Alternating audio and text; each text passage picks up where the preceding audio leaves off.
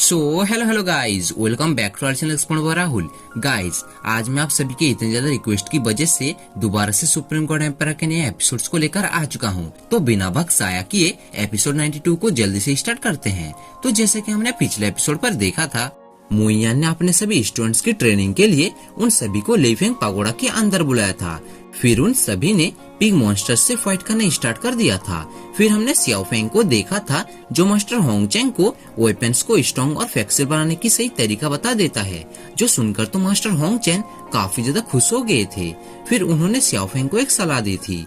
उन्होंने कहा था, तुम टीचर मुइयान से जितनी क्लासेस ले सकोगे तुम्हारे लिए उतनी बेहतर है। इससे तुम्हें काफी कुछ सीखने के लिए मिलेगा। फिर हमने यूनर को देखा था, जो अपने डैड के पास जाकर अपने मॉम को मुइयान से माफी मांगने के लिए कहता है, क्योंकि उन्होंने उस दिन मुइयान के साथ बहुत ही गलत व्यवहार किया था।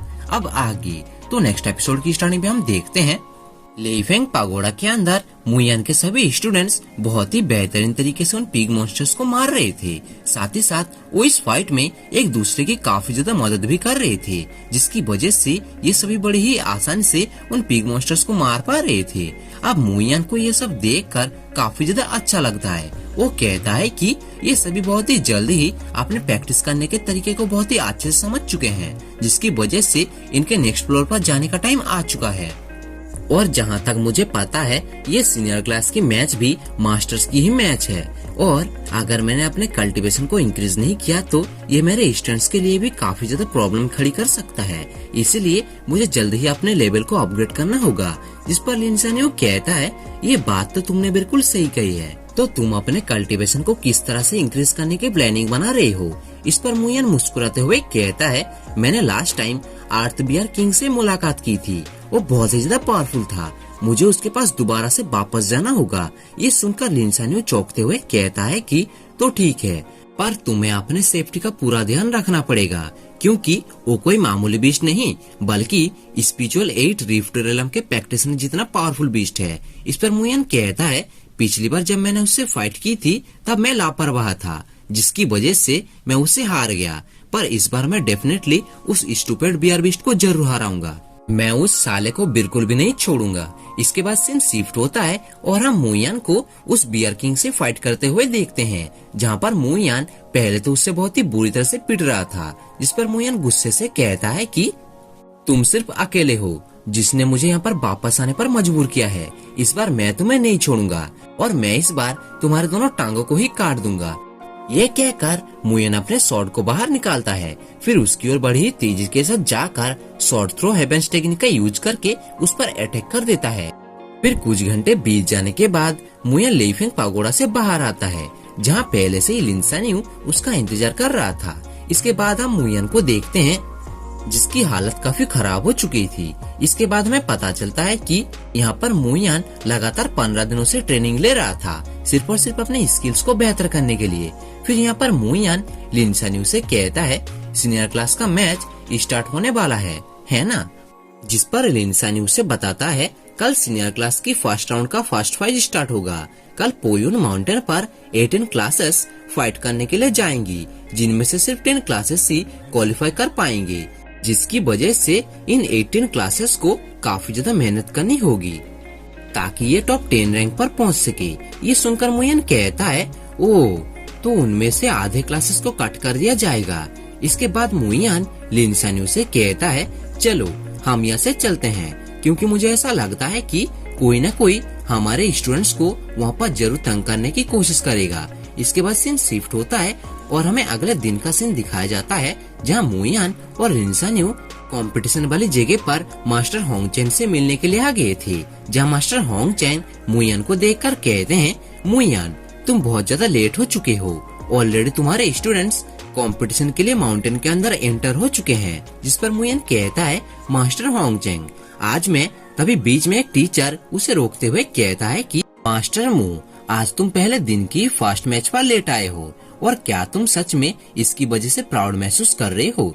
तभी एक और टीचर आगे आकर कहता है कि मास्टर मू आजकल सुर्खियों में है, इसकी वजह से इन्हें रूल्स की आजकल बिल्कुल भी परवाह नहीं है। ऐसा लगता है कि टीचर मू की क्लास सेकंड राउंड पर क्वालिफाई नहीं कर पाएंगी। इसे बहुत ही बुरी हार भी कहा जा सकता है। इस पर मुयन मुस्कुराते हुए कहता है कि अगर ये किसी और से मिलता है तो मैं गारंटी नहीं दे सकता, पर अगर ये तुमसे मिला तो क्लास 9 तुम्हें डेफिनेटली डिस्ट्रॉय कर देगी। ये सुनकर तो वो दोनों काफी ज्यादा गुस्सा हो गए थे। तभी बीच में मास्टर होंगचेंग आकर मुयान से कहते हैं, मुयान तुम बहुत ज्यादा लेट हो चुके हो, इसीलिए मैं तुम्हें इस कंपटीशन की सारे रूल्स को समझा देता हूँ। ये कहकर वो मुयान को कंपटीशन के सारे रूल्स को समझाने लगते हैं। वो कहते हैं कि 18 क्लासेस में से टॉप 10 क्लासेस को ही चुना जाएगा जिन्होंने पोयुन माउंटेन पर ज्यादा से ज्यादा हाई लेवल की स्पीड बीस्ट को मारे हो, और उनकी इस गेम के टाइम लिमिट है 1 दिन। ये सुनकर मुयान मास्टर होंगचेन को थैंक्स कहकर वहाँ से लिन शान्यू के साथ चला जाता है और थोड़ी दूर जाकर एक जगह पर बैठ जाता है। अब मुयान को वहाँ पर यूँ बैठा हुआ देखकर पुयुनजी गुस्से से कहता है, व्हाट द हेल क्लास 9। इस पे दूसरा टीचर कहता है कि तुम फिक्र मत करो, इस बार मैं इसे एक लेसन जरूर सिखाऊंगा। इसके बाद हम मुयान को देखते हैं जिसके पास टीचर वांग सिन्यू आकर मुयान से कहती है कि ये आप क्या कर रहे हैं, क्या आप पहले से ही अच्छा महसूस कर रहे हैं। इस पर मुयान बोलता है, कुछ जोकर्स मेरे पास आकर भौंक रहे थे, कायर लोग पूरे जिंदगी भर शिकायत ही करते रहेंगे, और दूसरी ओर स्ट्रॉन्ग पर्सन की आंखें हमेशा ही फ्यूचर पर ही टिकी रहेंगी, उसके लक्ष्य को कोई भी नहीं हिला सकता। ये सुनकर वांग सिन्यू कहती है कि मुयान मैं हमेशा आपको देखकर फील करती हूँ कि जब भी आप हम जैसे नॉर्मल पीपल्स को देखते हैं तब आपको कुछ न कुछ छोटी सी समझ होती है। इस पे मुयान उनसे कहता है, मैं ये सोच रहा था टीचर वांग क्या आप सबको ही इसी तरह से ट्रीट देती हैं।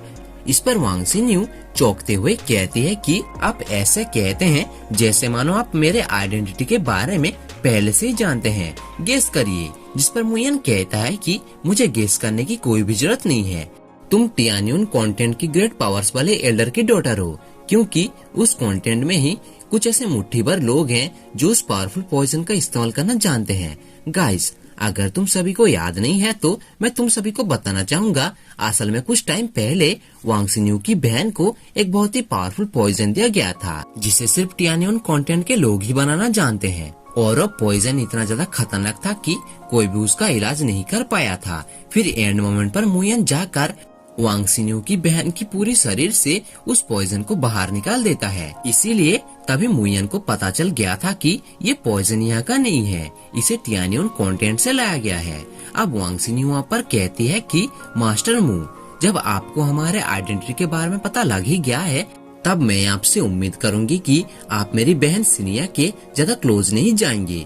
मेरी इस बात से आप ये मत समझिए कि मैं आपको वार्न कर रही हूँ, मैं सिर्फ अपनी बहन के लिए कर रही हूँ, क्योंकि वो अभी भी कुछ भी नहीं समझती है।